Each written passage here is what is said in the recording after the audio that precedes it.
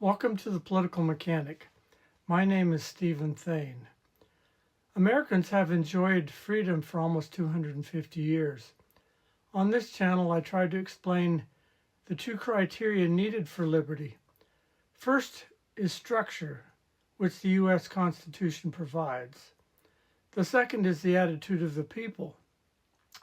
Today, I want to talk about Martin Luther's role in shaping our attitudes.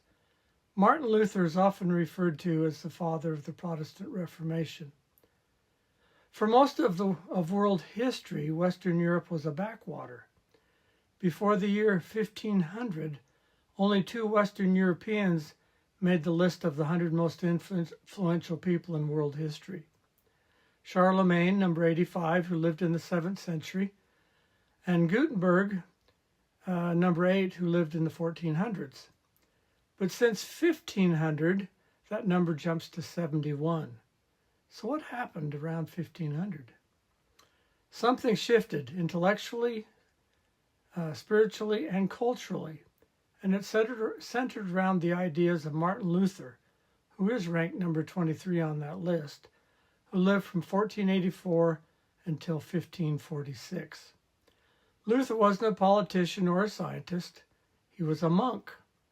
But his challenge to the Catholic Church sparked the Protestant Reformation, and with it a revolution in how individuals thought about their own purpose, accountability, and relationship to both God and the truth. Before 1500, the dominant view of salvation in the Christian world was deeply institutional. It centered on the 7 sacraments, such as baptism, confirmation, Eucharist, penance, and so forth.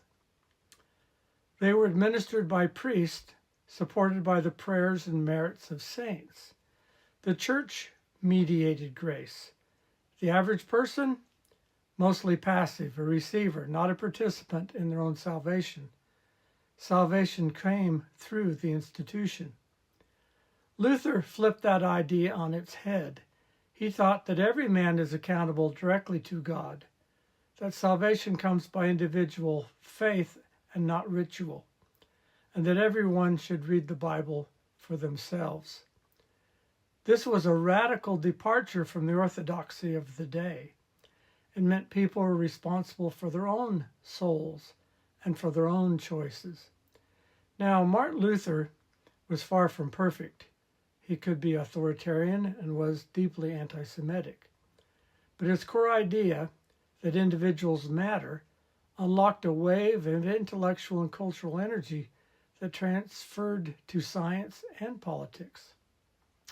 If people are accountable to God personally, then they must seek truth personally. They must understand the laws of nature and of nature's God, as Jefferson would say later.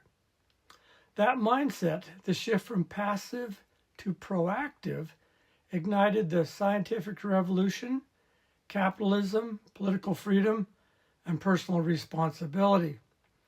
People began to search for the natural laws independent of the church. But here's the modern irony.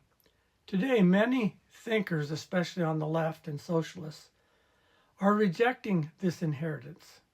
They claim individuals are helpless, defined by their group identity, trapped by some systemic forces.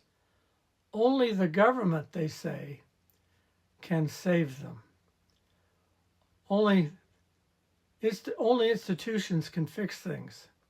But that sounds a lot like pre-1500 Europe. It's a return to passivity, a return to darkness, a denial of human agency and power. The Reformation helped lift the West out of that mindset by empowering the individual spiritually, morally, and intellectually. And that pivot was around 1500, changed the world. And the more we forget the central role of the individual in our history that made the modern world possible, the more likely we are to lose everything that we enjoy currently. Thank you for your time.